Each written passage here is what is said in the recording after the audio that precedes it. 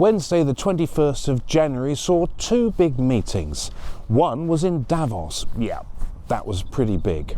The other one was in Naples, where the 38th America's Cup hosted its first major gig, as the Cup laid out the road to the next America's Cup in 2027. So if you've had your fill of world politics for the time being, here's what the Cup had to say for itself. Unfortunately for us, fellow journalist and friend Justin Chisholm of Yacht Racing Life was down there and got to talk to some of the key players for PlanetSail. The gathering took place in the Grand Hall of the Palazzo Reale in Naples, where all 5 of the teams were represented, along with various local dignitaries. It was a glamorous affair that provided hints of a return to the glitzy and prestigious atmosphere of previous Cups. Seeing team leaders in suits and ties made the point in no time. Yet despite the tight security and the impressive guest list, there was little major news announced other than the start date of the 38th Cup match itself, which will begin on the 10th of July 2027. In reality, the biggest news had already been broken, that of the complete restructuring of this event through the America's Cup Partnership, the ACP. I think the reason it's come together and its shared purpose is it was its time. And if you stand still, you die. And the Cup must never stand still, and it was its time. And it was this that teams kept emphasising. Well, it's probably the biggest move that's ever been made in the Cup in 175 years, but it would be wrong to think it's the first time there's ever been a move. The America's Cup has survived basically because it's evolved, and I think its last big change was 1956. So it's a big move, it's not the only move, but it is a move that was necessary, I believe, for the growth and the continuation of the Cup into the future. Yeah, look, it's a really exciting day for the America's Cup. It's a really pivotal moment. I think this step to go away from stop-start, winner-takes-all scenario to neutral governance and actually being able to plan for the future for the America's Cup is much needed in this modern era of development of international sports. The simple fact of, and it may be one of the reasons it survived, is that the defenders basically always had complete control. Now in the modern era, that's just not cutting the mustard, and it's stopping further participation, and it's stopping teams planning for the future. So unless we'd made this move, it could have died. Everything ultimately has a start, beginning and an end. Civilizations do, and I think that was about to happen to the Cup. So this guarantees its future, and maybe this having a conversation in 175 years about a move that was made today that has created the next stage of the America's Cup. But there were also interesting snippets from the teams themselves. For them, this event marked the first time that they'd all been in the same room, and as such clearly marks the start of the 38th Cup cycle. The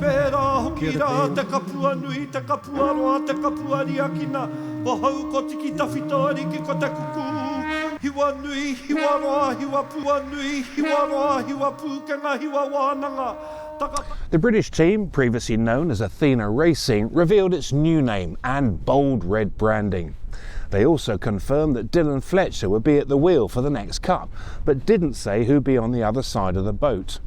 For you personally, this feels like a different Cup. You've made it pretty clear in some public statements you're not expecting to be on the boat. We've heard the announcement of Dylan as the lead helmsman, let's say.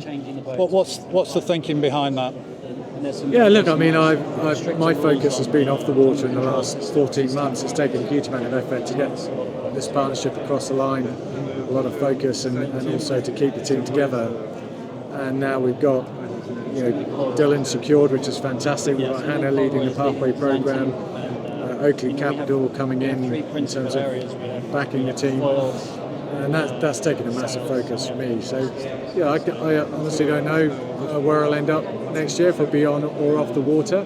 That hasn't been my focus, but we've got a lot of work to do as a team to keep that technical development going, and to start to pull the sailing team together. And also a big part of that is bringing Ian Walker online as CEO. He's only been with us for a couple of months, but already he's having a big impact on the team. He's a really great addition. We see in the rendering behind you, that looks like Britannia from the last Cup. Is that the boat you're going to be using this time around? Yeah, that's right. I mean, that's the boat we'll be racing next year. And what differences will we see in that boat now? There's going to be some mods, obviously, because of the new crew numbers, the absence of cyclors. Are you feeling happy about that boat? Yeah, look, it's a really strong package, and I think we were very competitive in Barcelona last year. Obviously, the Kiwis were in certain areas just a little bit ahead of us. There's some, subtle changes to the class rule, and not just the hull of the boat, but the foils and other areas of the boat. And so there'll be some modifications to the platform, some new foils, obviously a new aero package, and other areas that we'll focus on. So there's a lot of work to do between now and getting the boat race trim for next year. And we heard from your friend Toto Wolff that he's done with sailing now, no more distractions for the Mercedes team. How much impact will that have on the campaign? Because that seemed like a really key element last time around for your ability to develop the boat kind of on the fly. Well, I'm happy to make the statement that we're done with Formula One as well. So. Yeah, look, it was a good, joking aside, it was a really good partnership, and we certainly learned a lot from that. I'd like to think Mercedes maybe in some ways learned something from us as well in terms of the differences in resource. But yes, we've got a lot of learning from that partnership. We'll take that forwards into the future and really make the most of it. How beatable are the Kiwis, Ben, this time around? They're beatable for sure. I mean, okay, they were dominant in the final, but there were some areas that we, analysing the performance, we were very, very competitive in a straight line. Some areas and manoeuvres where we frankly had some catching up to do. But yeah, they're beatable, and certainly if you look at the teams that have been doing the most since Barcelona, Luna Rossa, I think are going to be in a very strong position at the moment in terms of time in the water and keeping their core design team together. We managed to keep our core design team together. That was the real focus for me, and I think that puts us. We always know going up against the Kiwis is like taking on the All Blacks, but in any sport you have to believe that you can win. You have to respect the opposition, but of course we're in there to try and get the job done and get the cup home. The French were there to confirm their participation too. Personally, I think this is a team that's on a roll. Although they were first to get knocked out of the Cup last time, they were last in, did great things with their resources, and had showed how quickly they could learn and how much of a threat they could be. Look at their performance in Sail GP, where they have the same team and you'll have all the evidence you need.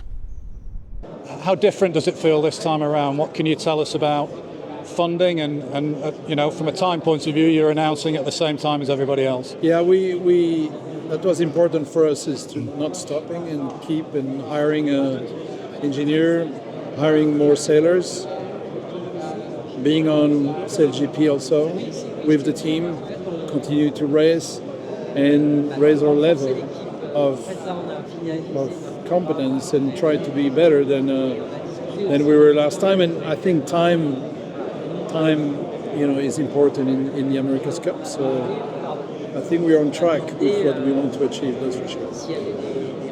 And last time around, you made the decision to build a boat based on the Kiwi design. That's looking like quite an inspired move at this stage, isn't it? Yeah, I couldn't dream better than the rules say that you cannot build another boat. So now what we have to focus on and try to understand that boat, because we probably understood 20% of it, and we know that, but it's not only the system, it's the sails, the mast, the foil, everything. We are working hard on it now, so it should be better. With time it will be better. The Italians are rightly very excited about being able to host the America's Cup, and frankly, so am I. They have huge national support, loads of pride and enthusiasm, and start from a good position post-Barcelona. The Swiss Tudor team Alinghi is an interesting one. They're in, and their boss was there. But not only have they said very little about how their team will be made up, details about their participation on their website total just 90 words. That is really playing your cards close to your chest. So anything that Ernesto Bertarelli said on the record was going to be listened to intently. We're now coming together as the rivalry that we have will come together not only to offer a great spectacle on the water, racing and competing as hard as we can against each other, but constructing something durable and successful off the water, in a partnership. And I think this is what modern sports are about. You look at Nadal and Federer, they understood very early in their rivalry that they were going to fight really hard on the court, but off the court, as their friendship developed, they developed the sport with it. And that's exactly what we're trying to achieve here. Meanwhile, the Kiwis were playing it cool as usual, smiling and happy to allow the buzz of the day and the interest in other teams to deflect attention from them and their plans for defence. Oh, look, I think it's a huge day for the Cup. It's one of the biggest changes we've seen in the whole 175 years history of the Cup. So, no, I'm really excited about it. I think it's fantastic. I think it's going to be all positive from here. We've got a really strong group of teams to start this off, this partnership, and really looking forward to working with everyone and trying to take it to another level. But what came across loud and clear was the collective support for the new America's Cup partnership. To achieve this agreement across all 5 teams is impressive. It certainly doesn't happen very often, if at all. So it's not surprising that all the teams were talking it up, because I suspect they all know that this will be a hard sell for many Cup supporters who see an end to the 175 years of tradition and the fundamental change to the oldest international sporting trophy. Well, every time when there is a change in something which is identical for years, is always looked at as a bad thing, but in reality, every cycle of America's Cup is been a change compared to the previous one. So it's really up to us to communicate in the right way and to explain in the right way what we are talking about with this partnership. So I just want to throw a signal outside. We are not trying to change the history and the tradition of the Cup. We want to just try to make it better for the future of the Cup, for us as a participant of the Cup and also for the new generation. The 5 founding teams and ACP partners came to the conclusion that the continuity of the Cup, at least in the immediate term, was threatened. The America's Cup is an expensive gig to run, and right now it's getting very hard to find the funds to support it.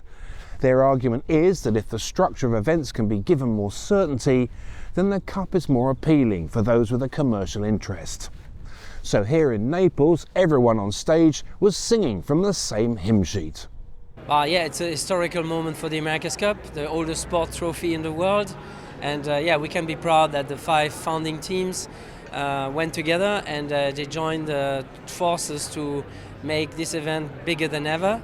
And it's amazing that we could do that. And it shows that the America's Cup is always a young and exciting trophy, and I'm sure it will adapt to the new world. Yeah, it's a huge day for the sport, the announcement of the America's Cup partnership. I think just in terms of sort of creating the really longevity and commercial viability of, from my perspective, the youth and the women's programs, cementing them as part of the America's Cup itself. Yeah, it's a massive day, and I think just looking at the next generation of sailors, I think it's such an exciting time in our sport. Yeah, today is a big day in Naples. First America's Cup with a woman on board the AC-75. It's a huge step forward, and I'm looking forward to leave it. And I'm really proud of what we have achieved. But even with this cordial spirit at the opening event, there were several deeper questions that needed to be asked about how the teams were planning for a future which is rushing up towards them. So, with the key players on hand, Justin started digging. And if you want to know more, keep an eye out for our future deep dive feature. In the meantime, here's an example of a question that's being asked a lot. One of the big changes to the team is the absence of Pete Burling this time around. How much of a blow, how much has he missed in the campaign so far? Pete's been a huge part of the last 10 years. And it was great having him with the team, and I think he loved being with the team as well. But this time we just couldn't make it work. You know, he's pretty busy with his own SailGP program and running that program. But you know, the team's bigger than one person, and you know, you got to take into, you know, there's 120 people there that are trying to win too. So we can't. At some point, we've just got to do what we think is the right thing for the team. You know, Pete's been a huge part of the last 3 victories, and you know, he's led the way in a lot of areas. He's very technical. He really understands, you know, the design process and the physics of the AC75 more than most. But in saying that, you know, when someone leaves, opportunities there, and you see it already where people have risen to the top. So we're pretty comfortable with where we sit. We're lucky we've got Nathan, who's been a great addition to the team, and we still have the sort of backbone of all the guys that were there last time. So, with the opening event to the 38th America's Cup now complete, the next full gathering will be in Sardinia in May for the first of the preliminary events.